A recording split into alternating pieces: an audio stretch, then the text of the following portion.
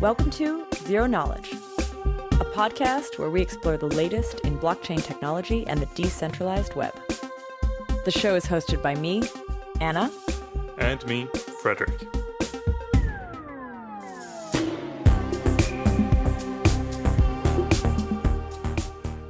In this episode, we sit down with Tomasz from Parity Technologies to talk about what a mempool is and the life cycle of a transaction on the Ethereum network.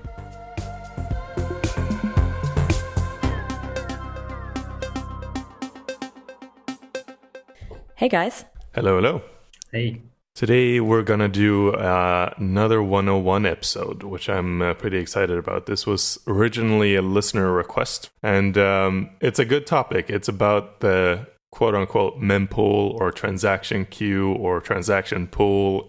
Like, it has a lot of names, and there's a lot of confusion around this. But basically, we're going to talk about the lifetime of a transaction, like where from leaving your computer to being in a block, what happens to it.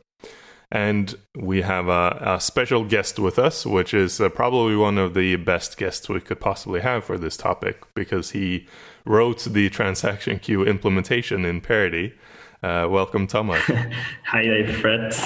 Thank you for the introduction. I actually wrote the transaction queue twice already. Once when I was starting in Parity, but then I figured that it's a good time to do a rewrite after some time, and I saw how shitty the previous code was. When did you do that rewrite? So the rewrite happened like 2 months ago, I think. Oh wow, it's pretty recent. It has been released with Parity 1.11. Yeah, and I'm pretty happy about it, but now know a couple of things that could be improved further. It was a big improvement. Did get a couple of comments from miners saying that it was performing a lot better, and they were getting better block prop times and stuff like that. Yeah, but it was like a couple of changes contributed to this. It wasn't only the transaction pool rewrite, but yeah, it was pretty significant release actually. So let's start maybe by defining some of these things. What is a transaction queue, and why is it sometimes called a mempool? Yeah, so pretty much all the three things you mentioned, so transaction queue, transaction pool, and mempool, they signify the same thing. So the mempool is sort of like Bitcoin nomenclature. In Parity, we call it transaction queue mostly, and I think in GAF it's called transaction pool. But they all mean the same thing. So if we are talking about mempool in context of Ethereum, it means that the thing that stores the transactions on your node locally and propagates them to the peers. And also, if you are mining, it's used to determine what are the best candidates for the next block that you are actually mining. I guess the name mempool would come from sort of, you have all these transactions floating around on the network, and you can only capture and store in memory a certain amount of them before like your memory pool is exceeded and you can't really accept any more transactions, and you kind of have to prioritize this queue and not accept any more into the queue. So I guess that's where the terminology comes from originally. I do like that word, mempool. It sounds like it should be the name of a band. Just throwing it out there in the world. I like it. Maybe it's a future podcast name or something. The mempool. Yeah, it sounds like that too. Cool. So yeah, we were talking about these transactions and how they get into this transaction queue, but maybe we take a step back and look at like the network. What is the Ethereum network exactly, and like how do these computers connect together? Yeah, Ethereum network is just a bunch of computers connected together. Obviously, we cannot connect to all of the computers running Ethereum clients because like there's too many of them, and no hardware will be able to handle so many connections. So we always only see like only couple of nodes that are nearby us, and we only connect to a couple of them. So we create this kind of mesh of connected computers. So if you want to send something in the network, it actually has to propagate through the network, because you only send it to the peers that you know about, and you hope that they will propagate it further to their peers until finally it gets to the recipient. And there are a couple of ways how we can connect to this network. So because it's completely decentralized, we don't really have a single server that you can go to and everyone can connect to. You actually have a couple of special peers, which are called boot nodes. And those peers, those nodes, they have many peers and they are able to kind of,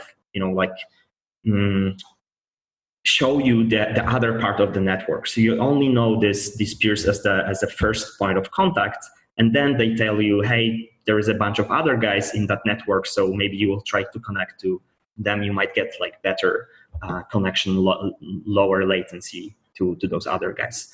So we are discovering that network by first connecting to boot nodes, then connecting to other nodes, and they also can give you their peers, so you're discovering the entire network through this way. And the second way to discover the network is to run the discovery protocol, which is just kind of like broadcasting, hey, I am an Ethereum node. Is there anyone else here running an Ethereum node? And the other guys can reply, and you can get connected. When you mentioned these boot nodes, is it, maybe I didn't fully understand that, but is that like a fixed, are these like special nodes, like individual special nodes, and it's always the same? It's not like it would change for different individuals.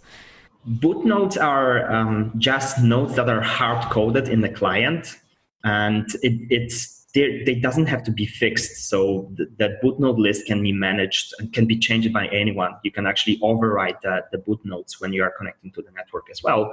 It's just the nodes that we kind of see that are maybe run by some companies like Parity. We also run a couple of boot nodes so people can connect to them, but it doesn't mean they are required to connect to the network, if that makes any sense. So on a sort of basic level, the network is a distributed hash table or a DHT, or it runs on a DHT. And this is like similar to how BitTorrent runs and how you can discover pairs in BitTorrent. But in this sort of DHT structure, if you imagine the DHT, the distributed hash table, as being like a long list of all the pairs in the network, then to discover this DHT and to like get the information from it, you need an entry point into the network. So you need someone to first tell you, like, where do I find information here? And either you can do what Tomasz said, of just like broadcasting widely and like pinging all local IPs and then trying to ping, all public IPs, or search some IP space for another Ethereum node that can be your entry point. Or you pick one of these boot nodes. So Geth has a set of boot nodes, Parity has another set of boot nodes. We have some overlapping servers in each, and these are just servers that have been shown to be reliable and well connected in the network. And so they serve as that entry point to give you the first sort of entryway into discovering the rest of the network. They don't have any sort of special trust. It's not that you're downloading the blockchain off of these and you trust, what they're telling you or anything.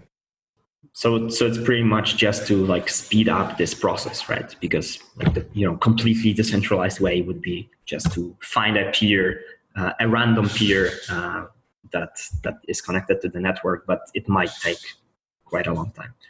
Maybe to continue, so you started talking a little bit about like the beginning of a transaction there, or you've talked about like how a network first gets connected, but I think it would be really cool to follow the journey of a transaction. Maybe you can walk us through where it goes and how it gets to a miner in the end. Okay, yeah. So with the transaction, so the first step to actually have your transaction included is to generate the transaction. And that happens locally on your computer, because every transaction in Ethereum network has to be signed with your private key. So obviously, like a good security practice is to never share your private key with anyone. So on your trusted computer, you are signing the transaction, and then you are submitting that transaction. In a perfect situation, it would be submitting to your local node that is already connected to the network. And what happens is that signed transaction is tries to get to the pool. So it has to go through first the verification pipeline. So we check if the transaction is correct, if there is enough balance on your account to actually send that transaction, if you are paying enough, if you declared enough gas for the transaction. So if the gas limit is set correctly, the gas limit also cannot exceed the block gas limit.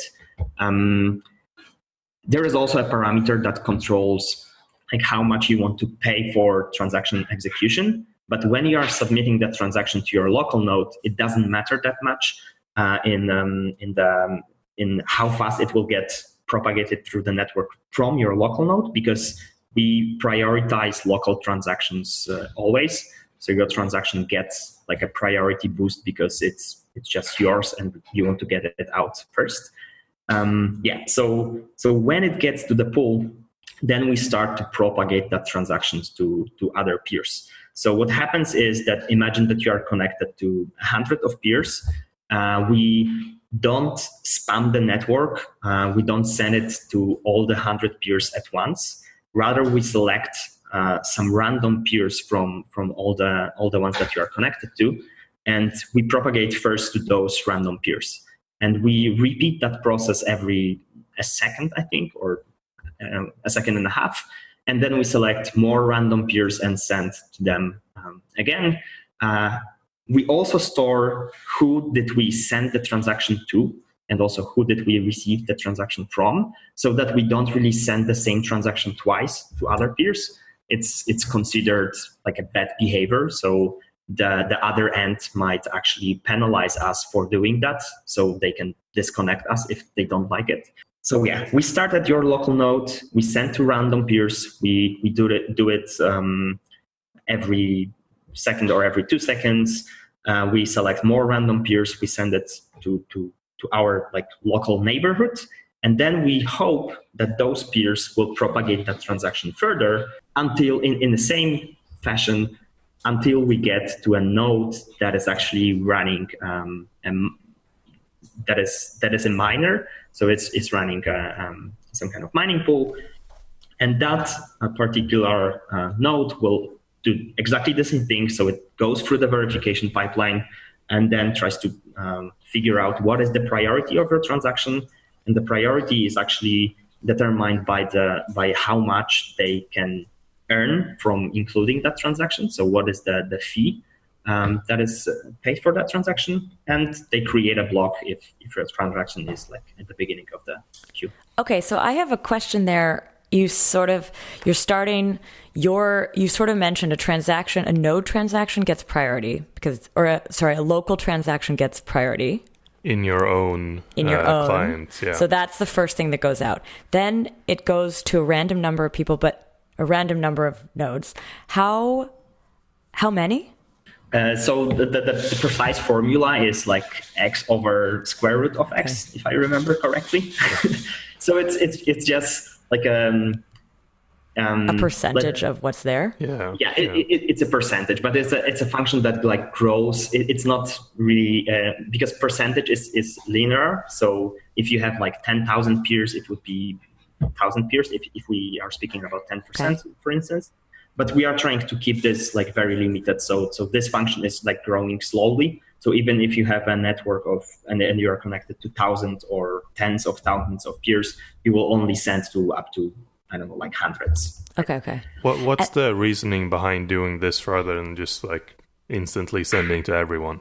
It's just like, actually, I'm not quite sure. I think it's just like politeness and preventing network contention, because like those other peers, they are connected between each other as well. So there is a good chance that they're gonna like gossip that transaction between themselves in the future. And then because we are monitoring the transaction that the other peers are sending to us, so we kind of send a bunch of transactions. We save your bandwidth, so you don't spam the network with your transaction, because then there is a high chance that it will get propagated anyway. Is it sort of to avoid duplication of work, or like you only want, like, how many, once you send it out to that first group of random nodes, like how many do you need to pick it up to keep it going? Like, are you looking for a certain percentage to keep pushing it, or do they all push it? That's, I guess, what I'm kind of confused on there. So every peer in the network have their subjective view of what the mempool is. So you don't really have like this, like global consensus on the mempool itself. So every node is able to choose like any transaction they want to propagate faster or to propagate slower. This kind of like game theoretic agreed upon way of doing that is to prioritize transactions that are paying the most fee to the miners. And this is what other peers are also doing, because they have like a good chance of including in a block. But this is just like the expected behavior of the peers, because there is no way to prove that you actually like received that transaction and then propagate it further. So you cannot really like penalize other peers for not following the protocol. This is like completely subjective. I think this is all sort of within the definition of what a gossip protocol is, and gossip is a very broad term of like, it's not a specific defined protocol, and there's been a lot of analysis done on gossip style protocols where you look at how fast do things spread, and exactly those questions of like, how many people do you need to pick it up to actually propagate to the whole network and stuff like that. I don't think I've not seen any conclusive answers on like, this is the exact number that you should have and expect. And it's sort of like, it's a very generous protocol in that you don't really need all that many people to pick it up and propagate it for the gossip to actually spread throughout the whole network. And yeah, if you just send to 25% of people and most of those pick it up and send it to 25% of their people, then it has this sort of exponential increase anyway. So highly likely that it'll propagate throughout the whole network. Just to go back to that thing about prioritizing the local transactions. So like if a node picks up just a different transaction from a mempool and then it's also sending its own transactions, it would prioritize its local transactions over that. Yes. So even if you are paying a smaller fee, like your local node will send your transactions first. Okay. But it doesn't mean that they propagate like faster in the network, because the other end that is receiving that transaction, they don't really have that information that they are, they are not of a higher priority for them. So, how many, so a node is pushing out its own transactions and then propagating other transactions. How many transactions, maybe per second, does a node deal with? Or maybe, I don't know what your time frame is, but I'm just curious. So I think we didn't really do like benchmarks, how fast we can propagate transactions or how fast we can receive transactions. But I think there was a point in time when in Ethereum main network, there was like 150,000 transactions floating around in the network. Because like the blocks were full, the fees were increasing, and there was a lot of pending transactions. And at that point in time, I was spending some time doing optimization of the transaction queue, because we saw increased CPU usage of the nodes. But yeah, it was handling that amount correctly. But I don't have like numbers in terms of throughput, how fast we can propagate it. Do you have even like a sense of it though? I'm just trying to imagine if it's like 12 or like hundreds or like thousands, like anything. So I think we are. I would have to check the numbers, but like if you are creating an Ethereum block, right? Current gas limits allow you to, I think, store 200 transactions. So even if we could send more, it doesn't really make sense to propagate more transactions than for the next like 2 or 3 blocks. So actually in Parity, currently we the limit of how many transactions we propagate to the network is current block capacity like multiplied by 2 or by 3. So we try to propagate transactions for the next 3 blocks. But if you want to be selfish, you can actually send your transactions as fast as your hardware supports that. The only issue might be that the other peers might not be able to keep up with all the transactions that you are sending to them, and they may decide that they don't want to be connected to you because you are spamming them with the transactions. So I don't really have the numbers, but we are sending 600 transactions every second currently in Parity, Ethereum on the mainnet, because this is how much we actually have to send. But it would be really easy to send way more. It would just increase your CPU usage and bandwidth on the node. Yeah, so there's a difference here between what a node can do and what a node needs to do. So I just looked up on Etherscan, and there's currently 60,000 pending transactions in the mempool. And it's quite a lot, but it's not outrageously long. Tomasz was saying, there's been 150,000 plus sometimes. And I know we've run some benchmarks on not only propagating transactions, but actually including them in blocks on POA networks in closed environments between 2 nodes or whatever. And the bottleneck is never the propagation time. We could probably propagate 50,000 transactions in a matter of a couple of seconds. So the slower thing is validating these transactions, running them, including them in blocks and all this other stuff. Yeah, actually validation is kind of 2 parts. So one part can be done completely in memory, and it's just CPU bound, and this was never a limit as well. But the heaviest part is actually running the transaction, so writing something to the state tree or reading something from the state tree, because it's usually stored on the disk, and it requires a couple of random disk reads or disk writes, and it's really slow. It's currently the limiting factor for Ethereum network. I think the reason that I'm asking the question I first asked, which was the reason I'm just trying to imagine what the node is doing, kind of at what frequency it's doing that. So the node itself, it's sending local transactions, it's propagating other transactions that it's picking up. And I'm just wondering, is this is it pinging at a beat of this? Is it that's sort of what I'm trying to get to. I'm just trying to envision how that thing itself is working. Yeah, so it's interval based. So every second we are doing quite a lot of work. We are taking the best transactions that we have in a pool.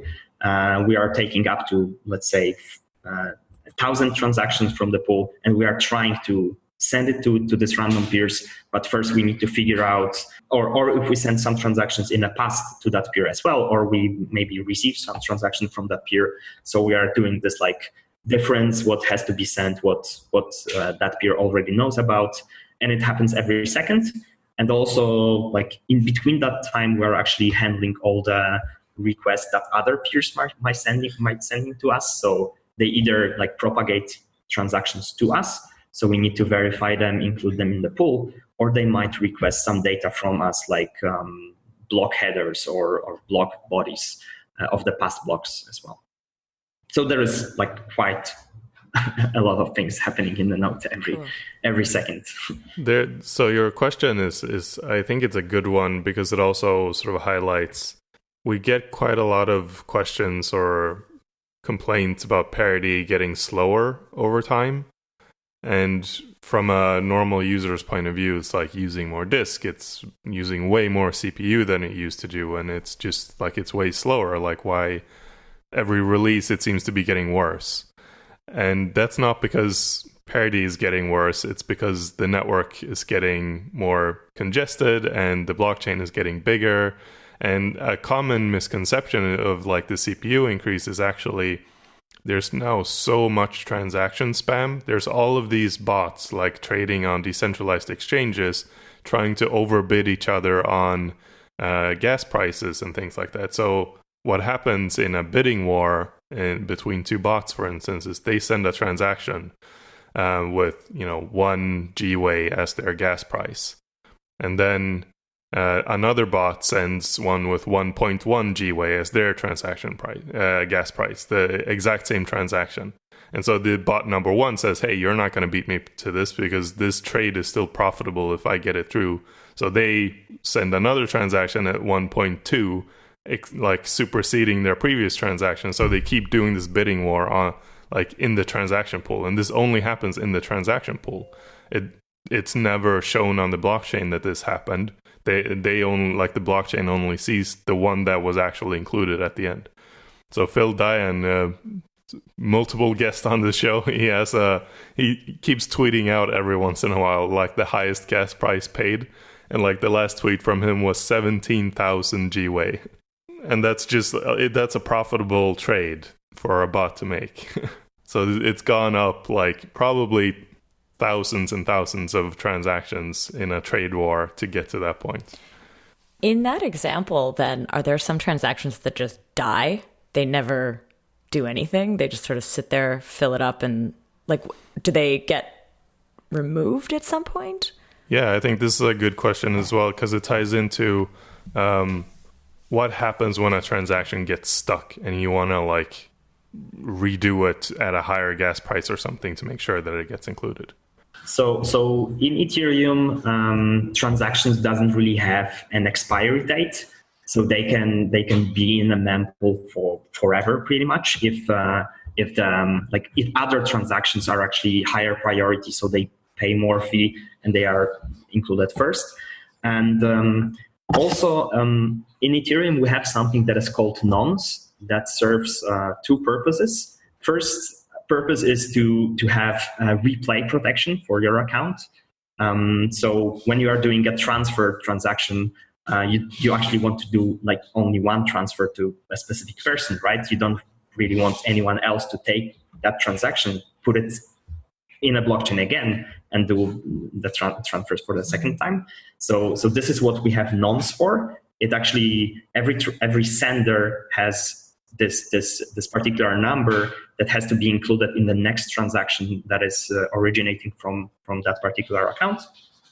And also nonce allows you to order the transactions. So first you have to process transactions with lower nonces, and only if transaction with, say, nonce 5 is processed, you can only then process the transaction with nonce 6. So if you send a transaction with a very low gas price, and then you try to send more transactions from the same account, and even if you try to increase the gas price, so you try to increase the priority of the next transactions, this first one might actually be, like, blocking all of this other transactions, because it has to be included first. It's what the protocol says, but it's not included because it's, like, low priority and it's blocking this higher priority transactions. So what you can do is actually you have to resubmit that same transaction. So use the same nonce for the second time, but specify higher gas price. And this is what Fred already mentioned. This is how this, like, trading wars happens. So they are sending a next transaction, but they are then sending an update for that particular transaction, trying to overbid themselves. So, like, increase the gas price, and then that actually, like, pushes out the old transaction from the pool. We also have a DDoS protection there, because you could just increase the gas price by one way, and it should replace the transaction. But to prevent the nodes from doing too much stuff, and especially miners from actually replacing those transactions from the block, we specify that the minimal gas price increase has to be at least, like, 12%. This nonce question. So when we did an episode about blocks and block headers, and there was a nonce was used there as well. Is this related, or is that a completely different use of a nonce? It's a different one. Okay. But so nonce is a general term. It just means nonsense number. But number I guess that's sort of increasing. In the transaction, it's actually it's a transaction numbering scheme. So it is a strictly increasing thing. Whereas in the block header, the nonce is what produces the proof of work result that you are looking for. So when a new transaction with the same nonce gets posted, what happened? Like, does the node just remove the old one from the transaction queue and forget about it, or is there some procedure happening there? Yes, the new transaction, if it occupies, let's say, the same slot, so the same like sender plus nonce slot, we actually replace the old transaction. We forget about the old transaction and only include the new one. But those transactions will never really die. I mean, for them to die, you would have to kind of force every node in the network that has ever seen that transaction to forget about that transaction and to stop propagating that. But it's something that won't really happen for sure. I mean, it's impossible. So they never die, but they are just like never included and never get to any block. So they kind of stuck forever. Where do they live somewhere? Do you see them? Can you see them? I mean, it depends on the peers that are storing it. So because the pool is limited, so if you have enough capacity to store all those transactions that won't really be included, like will never be included, then sure, like from time to time you might even propagate that transaction to some other peers. But yeah, and we have a couple of nodes in the network, for instance, Etherscan. They are having like really large pools, and they are storing all transactions that they have seen, and repropagating all the transactions that they have seen in the past. So they are kind of like making sure it won't die. But But most nodes, mempools, will be smaller, and so it will just drop off. Like it just won't be included. Yes. But it might it might drop off at some point and then reappear at some other point just to be like pushed out by some other transactions in the future again. So it might be kind of like flipping.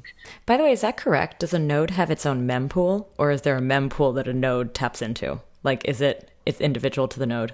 Okay, so every node in the network has its own mempool, and it's like this subjective view of all the transactions that they have seen ordered by the priority and the nodes. So there is no global mempool that everyone is using. It's just like, I saw those transactions. They seem valid to me. They seem useful for others, for like miners. They can, by including those transactions, they can earn fee. So I'm going to propagate that to my other peers. I had a question on the propagation part. We talked a little bit about this sort of gossip structure and propagating to a portion of them, but there seems to be a flaw here in that you can produce this sort of infinite loop. If I tell A about a transaction, or let's say node A tells node B about a transaction, node B tells node C about a transaction, and then node C tells A, then obviously A shouldn't be telling B again because you've entered this infinite loop. How do you prevent that happening? So every node actually stores, tries to remember what transactions has been already sent to its peer, and also it stores what transaction it has received from that other peer. So we try to never send that transaction twice if we know that a peer already received that transaction from us. And also if we know that a particular transaction has been sent by this node, so we got that transaction from that node, we don't really like propagate it back because it doesn't make much sense. Although randomly, we also choose peers that we kind of forget that we propagated the transactions to them, to just keep the transactions flowing, because we cannot really, if we send the transaction to a peer, we don't have any guarantees that they received it and included that in their mempool, because their mempool could be full And we are thinking, oh yeah, they should have that transaction because we sent it, but they didn't have time to process that transaction, or their mempool was full, so they don't really propagate it further. So from time to time, we select random peers where we kind of repropagate the transactions to them again. So is this sort of metadata that's attached to a transaction, and then when the transaction leaves the queue, this all gets removed as well, or is this stored somewhere else? Yeah, like technically, I think it's stored on the node table, so it's part of the like node metadata, not really transaction metadata. But yeah. So there you were talking about like gossip, but I guess I have a quick question about gossip. Like, would it when you talk about sort of communication going from node A to node B, would it also go backwards? Is there like something coming back in gossip, or is it a one-way propagation?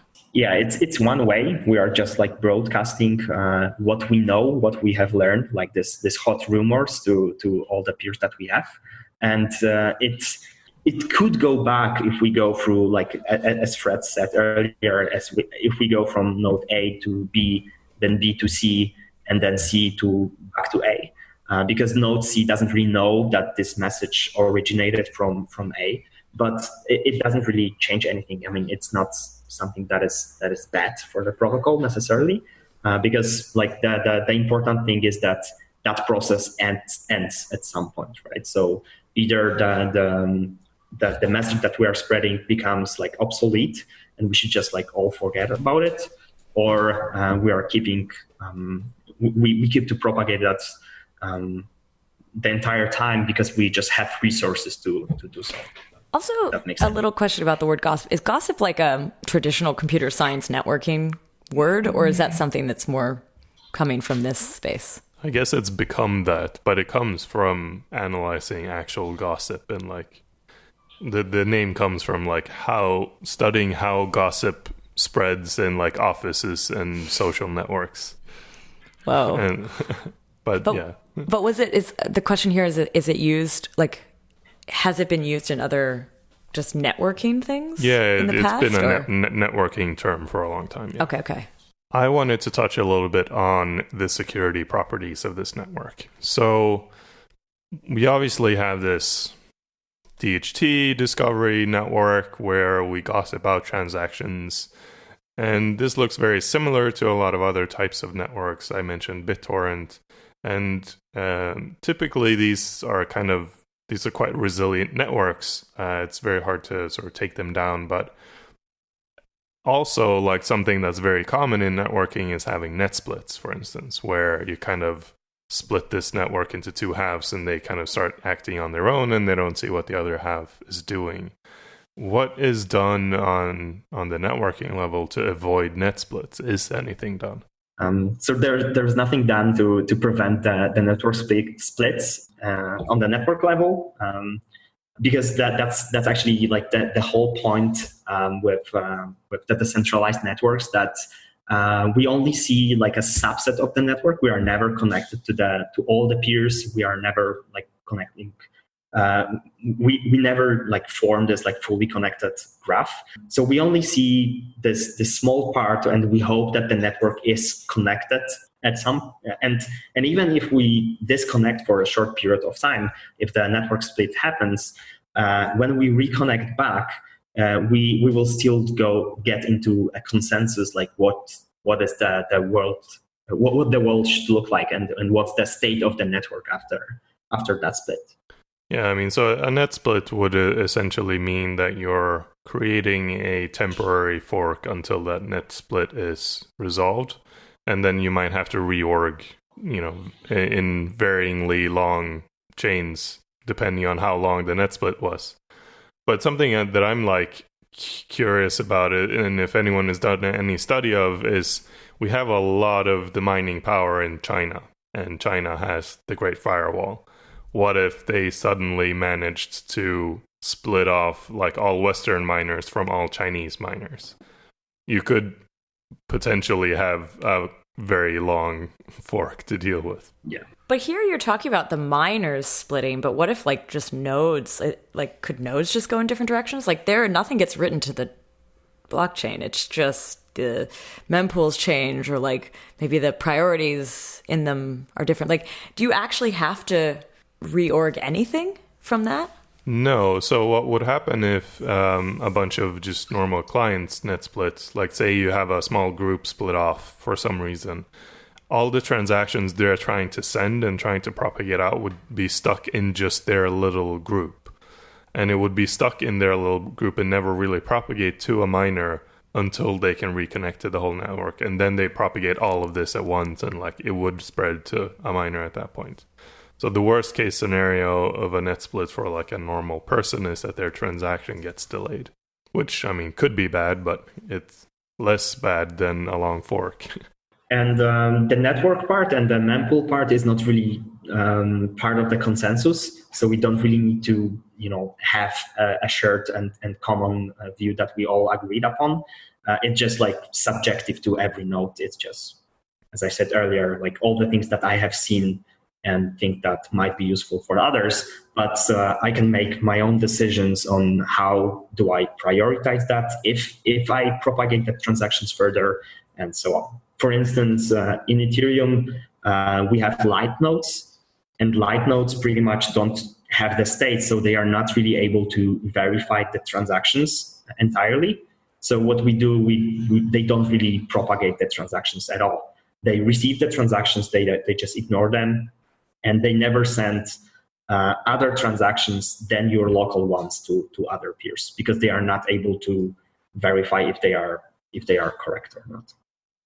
Or maybe they are able to verify that, but it's like it would take too much resources for them to do so, because they would have to pull the verification, the data that they need for the verification from other peers anyway. Which makes sense for transactions that you really care about, like your own, but it doesn't make sense for all the transactions flowing through the network. Exactly. Given the design of this network, why can't I just send 1 billion transactions and take this whole thing down? You could. I mean, you could send those transactions. You probably couldn't take the whole thing down, because first you're only connected to a limited number of peers, so you're just like spamming those peers. Then these peers, like the transaction is received by them, and it goes to this verification pipeline. And we make sure that this verification pipeline first does all the checks that are like really cheap to do. So for instance, checking the structure of the transaction, the consistency, the minimal, the base gas, if it's enough to cover the base gas for the transaction. Then the signature, and this is actually like pretty expensive part. And then we check the balance and the state. But anyway, all those checks are really cheap compared to actually running those transactions. So if those transactions are not valid in one of those checks, we will reject them really, really fast. So you would have to have like really huge computing power to generate and sign 1,000 transactions that would not be rejected in this like early checks in the verification pipeline. In this verification pipeline, do you also look for identical transactions? Like if it was just like the exact same thing over and over and over and over again, would that also be something that's found in that process? Mm-hmm. That's actually one of the first checks that we are doing. So we are checking if the transaction is already in the mempool. We are using hash of the transaction for this, and like hashing is quite cheap. And then we are checking if that transaction is already in the blockchain, which is like a little bit more expensive, but still cheap. And recently, with the changes that we did with Parity 1.11, we actually also have a cache for the transactions that we have seen in the past, but we know that are going to be rejected from the pool. So we are going through this verification pipeline. Then we figure out, okay, this is an invalid transaction. So we reject it, but we also store the hash so that when we see it again, because it's like through this gossip protocol, we receive that somehow again, we actually reject it like much faster. It's all those checks plus the fact that even if you were to try to mount a successful attack in this way, you're only attacking your pairs. So even if you manage to DDoS and take down your pairs, so what, you've taken down 25 of the thousands on the network. You kind of have to move on and try to take down the next. Even if you connect to 1,000 and take down 1,000, then you're kind of messing with people. It would be annoying for those that you're sending shit to, but you wouldn't take down the network because you would have to like move on and take down the next set, and by that time, like, you're not attacking the first set anymore, and so you are kind of you've let them be free. But what about those, like, is there any mechanism to like sort of shun a bad actor, a bad node? I don't think we have anything implemented currently, but we could implement some kind of reputation system. It could either be like, off-chain and subjective. So if you see a node that is like sending you too many transactions and it's actually causing you a lot of, it generates like a lot of resource usage on your side, you can disconnect that node and change the reputation of that node. Or we could also build something on chain. We would just have to provide some proofs of this kind of like misbehavior so that other nodes can also know that. But the problem is that it's subjective to something that is called Sybil attack. So the attacker, if they see that they are kind of like blacklisted or someone figure out that they are malicious, they can just generate a new identity and start all over again. So you just explained sort of a scenario where somebody would attack the network, but I'm not really clear. Like, from what you said, is it possible to actually take it down? Or like, is it possible to actually affect it? But you can't really attack the entire network, but you can do a targeted attack, right? If you actually like somehow figure out that particular peers are mining, you can target your attack to the miners, and they are kind of like this weak part of the entire network, right?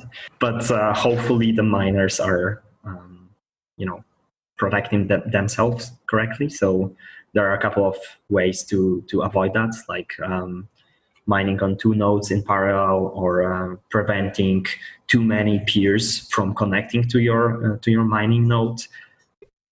I mean, so it would obviously theoretically be possible to attack the network and actually take it down.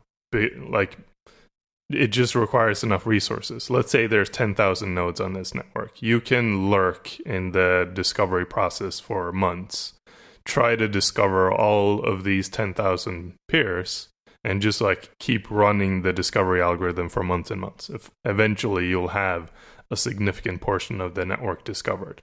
And then you launch a massive DDoS attack with like tens or hundreds of thousands of computers with unlimited bandwidth on all of those existing pairs.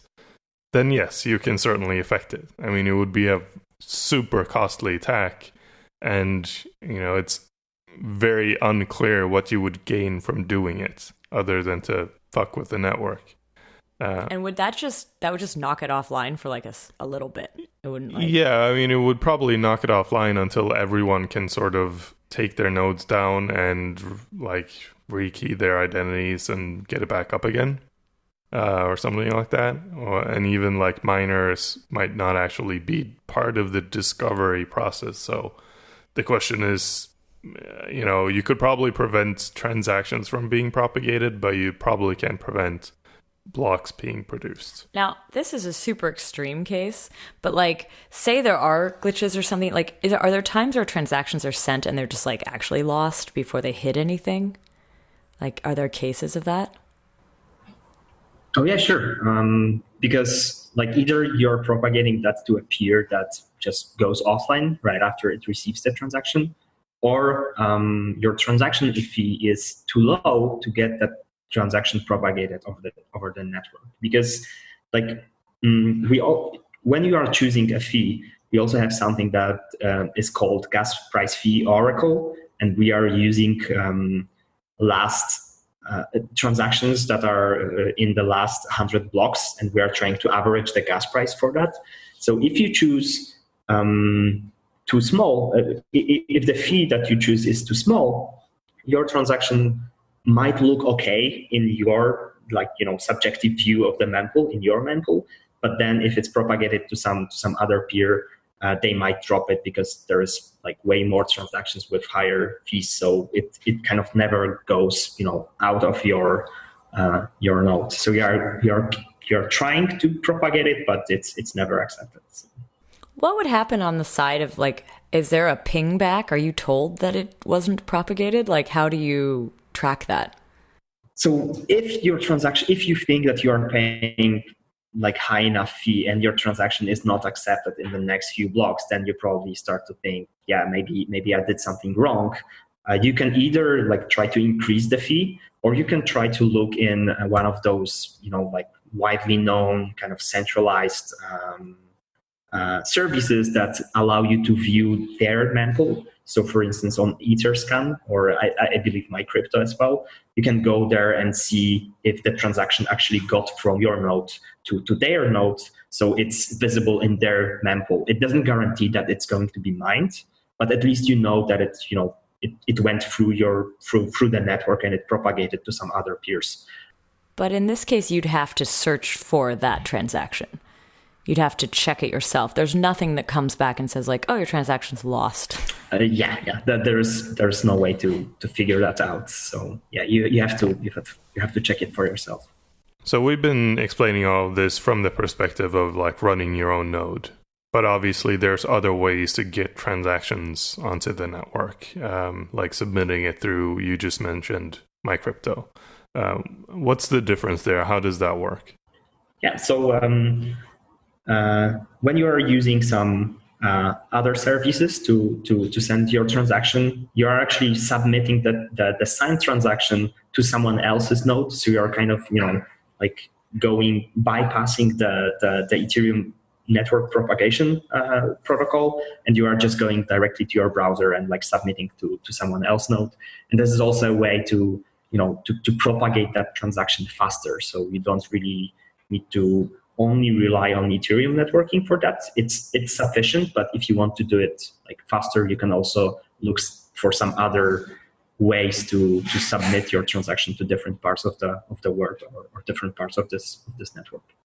One could expect that big services like MyCrypto, etc., are reasonably well connected to the miners as well, so that you have maybe a little more security that it gets to the miner. But is there any downside in centralizing this transaction, propagation?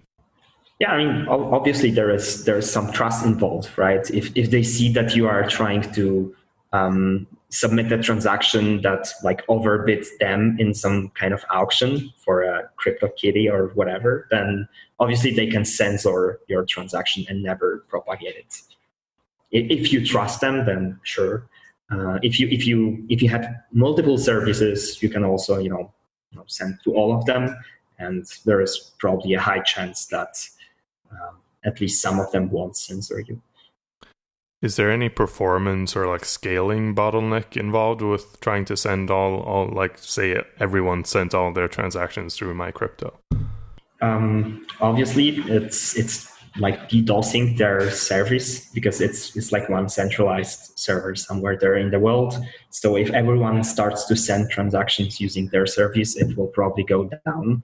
And if this is the only way or the only mean you are using to send transactions, you will be cut off the network and won't be able to send more transactions. So it's just an additional option that you should use, but you should always consider running your own nodes so that your transactions are propagated. Even if it's just a light node, you have all the security and everything that you could want. Sure. For sending or propagating your transactions, light node is more than enough. Maybe just given that this is a blockchain 101 episode, maybe it would be helpful for our listeners to have just a quick kind of recap of what we've covered in this episode. Mm-hmm. So we were talking about how you can create and propagate transactions over the network, and what are the how it happens.